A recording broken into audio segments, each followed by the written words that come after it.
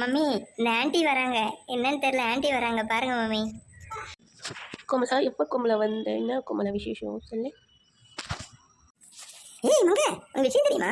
நம்ம வீட்டில் fashion show பண்ண போறாங்க நம்ம ஊர்ல. அதனால தான் உன்னை இன்வைட் பண்ணலான்னு தான் வந்தேன்.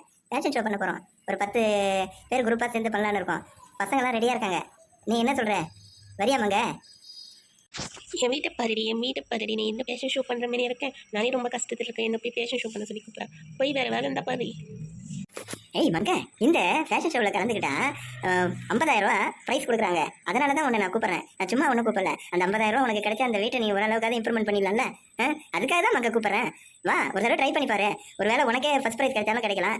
2வது ப்ரைஸ் வந்து 25,000 கொடுக்குறாங்க. 3வது ப்ரைஸ் வந்து 15,000 கொடுக்குறாங்க. உனக்கு எப்படி ஓகேன்னு பார்த்துக்கோ. வா மங்க, போய் கலந்துக்கலாம். அம்மா, ஆன்ட்டி தான் இவ்வளோ தடவை சொல்கிறாங்கல்ல, எதுக்கும் ஒரு தடவை ட்ரை பண்ணி பாராமா? நான் என் ஃப்ரெண்ட்ஸு நிறைய காஸ்டியூம்ஸ்லாம் வச்சுருக்கா, அவர்கிட்ட நான் வாங்கிட்டு வரேன்.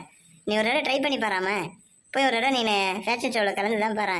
சப்போஸ் ஒரு வேளை ஜெயிச்சா நம்ம நிலமை மாறும்ல. என்னம்மா சொல்கிறேன்?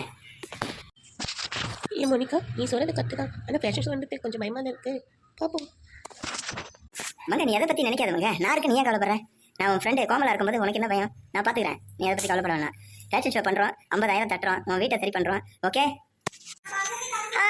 அம்மா சூப்பர் சூப்பர் சூப்பர்.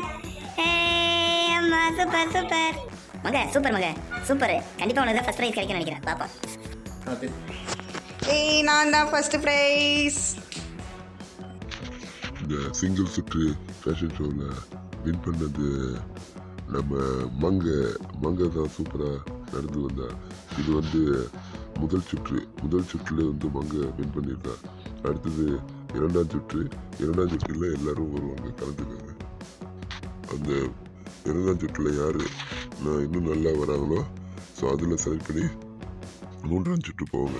இப்படி 3 சுற்று இருக்குது. 3 சுற்றில் முதல் சுற்றில் மங்க வின் பண்ணியிருக்கா. இன்னும் 2 சுற்று இருக்கு. அடுத்து யார் வின் பண்ணுறான்னு பார்ப்போம். எங்கள் அம்மா வின் பண்ணிட்டாங்க.